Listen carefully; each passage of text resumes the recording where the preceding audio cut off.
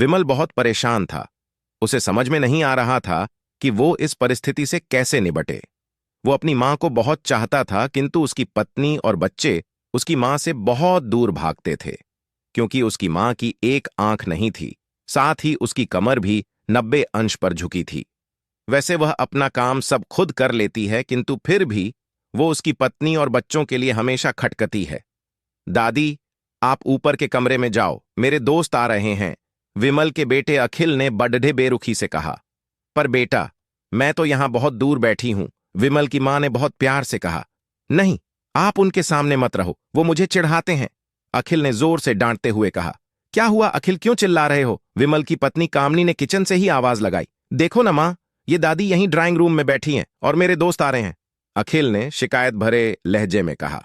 मां जी, आप ऊपर चली जाओ, क्यों हम लोगों को लजवाती हो? कामनी ने बेटे का पक्ष लेते हुए कहा। बेचारी सरस्वती चुपचाप उठकर जीने के सहारे ऊपर जाने लगी। कमर झुकी होने के कारण उन्हें ऊपर चढ़ने में बहुत परेशानी हो रही थी, किंतु वो पूरी ताकत से ऊपर के एक अकेले कोने वाले कमरे में जाकर बैठ गईं। विमल बाजू के कमरे से सब सुन रहा था।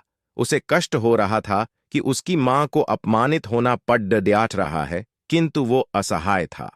अगर वो कुछ कहता है तो पत्नी और बच्चे उसका विरोध करने लगते हैं। दूसरे उनके तर्क भी सही लगते हैं। चूंकि वो एक प्रशासनिक अधिकारी था, उसका सामाजिक स्तर बहुत ऊंचा था, उसकी ससुराल भी एक उच्च घराने में थी, वह चुपचाप इस तरह हर दिन अपनी मां को अपमानित होते देखता रहता था। रात को विमल की पत्नी ने कहा, देखो जी, अब कुछ करो। कल कलेक्टर साहब की पत्नी आई थी, मां जी अपनी देशी धुन धारा में उनसे मिली। मुझे बहुत शर्म आ रही थी बताते हुए कि ये मेरी सास हैं। मैंने कह दिया कि दूर की रिश्तेदार हैं, इलाज कराने आई हैं। विमल को रोना आ गया, किंतु फिर भी वह चुप रहा। उसे समझ में नहीं आ रहा था कि वो क्या करे। अपने बेटे की मन स्थिति को सरस्वती अच्छी तरह से जानती थीं और बेटे को कोई कष्ट न हो, इसलिए वो हर बात को चुपचाप सह लेती थीं। विमल बहुत उदास रहने लगा। एक तरफ परिवार और सामाजिक स्तर पर जीने की प्रतिबद्धता थी, तो दूसरी ओर मां। आखिर मां से अपने बेटे की यह हालत नहीं देखी गई। एक दिन उसने अपने बेटे से कहा, विमल, बहुत दिन हो गए हैं, मैं अपने गांव जाना चाहती हूं, मुझे वहां पहुंचा दो, मेरा यहां मन नहीं ला रहा। किंतु मां, वहां तो कोई नहीं है, तुम्हारी देखभाल कौन करेगा? विमल ने आश्चर्य से पूछा। अरे, सब गांव वाले तो हैं, और वो तुम्हारे मामा जी तो उसी गांव में रहते हैं, और फिर हम सारी व्यवस्थाएं कराएंगे ना। कामनी को तो जैसे मन की मुराद मिल गई हो। हाँ बेटा, बहू सही कह रही है, सरस्वती ने लंबी सांस लेते हुए कहा। विमल जानता था कि गांव में मां की देखभाल करने वाला कोई नहीं है, लेकिन अपनी पत्नी की जिद के कारण वह अपनी मां को गांव छोड़ने पर विवश हो गया। मां को गांव छोड़कर आते वक्त उसे रोना आ रहा था तथा अपनी बेबसी पर गुस्सा भी आ रहा था, किंतु परिवार, पत्नी और समाज ने उसके इन मनोभावों को दबा दिया और वो सुकून सा महसूस करने लगा। कुछ दिनों के बाद उसके चाचा, जो अमेरिका में रहते थे, आने वाले थे। जब विमल बहुत छोटा था, उसके पिता जीवित थे, तब वो भारत आए थे, और उसके बाद वो अब भारत आने वाले थे। पूरा परिवार और आस पड़ोस बहुत उत्साहित था। अमेरिका से विमल के चाचा आ रहे थे। रमेश ने जैसे ही घर में कदम रखा, सबने मिलकर बहुत उत्साह से उनका स्वागत किया। क्यों विमल भाभी नहीं दिख रही, कहाँ हैं? रमेश ने उत्सुकतापूर्वक पूछा। जी, वो गांव में रहती हैं, यहां उनका मन नहीं लगा, कामनी ने सपाट लहजे में उत्तर दिया। रमेश ने विमल की ओर देखा तो विमल ने अपनी आंखें झुका लीं। रमेश सब समझ गए। बोले, कल हम भाभी से मिलने गांव चलेंगे सब लोग। दूसरे दिन सभी लोग गांव के घर में पहुंचे।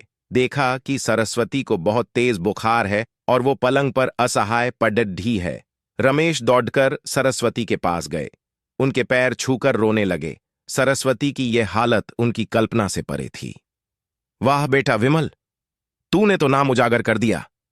अपनी मां की ये हालत देखकर तुझे तो शर्म भी नहीं आ रही होगी, रमेश ने विमल को लगभग डांटते हुए कहा। नहीं देवर जी, विमल का कोई दोष नहीं है, मैं खुद गांव आई थी।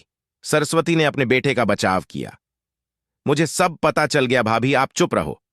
क्यों बहू, तुम्हें अपनी सास की कुरूपता पसंद नहीं है? समाज में तुम्हें नीचा देखना पड़ ढाता है ना? रमेश ने कामनी की ओर व्यंग्य से देखा। कामनी निरुत्तर होकर विमल को देखने लगी। आज तुम जिस सामाजिक स्तर पर हो वो इन्हीं के संघर्षों की देन है। और बेटा विमल, तुम्हें शायद मालूम न हो कि बचपन में जब तुम 1 साल के थे तब छत से नीचे गिरने के कारण तुम्हारी एक आंख फूट गई थी और तुम्हारी रीढ़ की हड्डी में भी समस्या थी। तब तुम्हारी इस कुरूप मां ने अपनी एक आंख और अपना बोन मेरो तुम्हें देकर इतना सुंदर स्वरूप दिया था।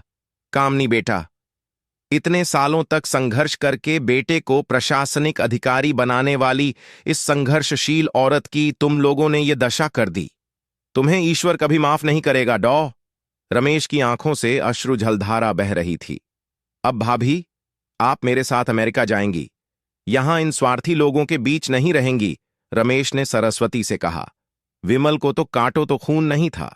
रमेश जो उसके चाचा थे, उन्होंने जो राज बताया उसके बाद तो विमल को यही लग रहा था कि उससे ज्यादा पापी इंसान इस दुनिया में कोई और है ही नहीं।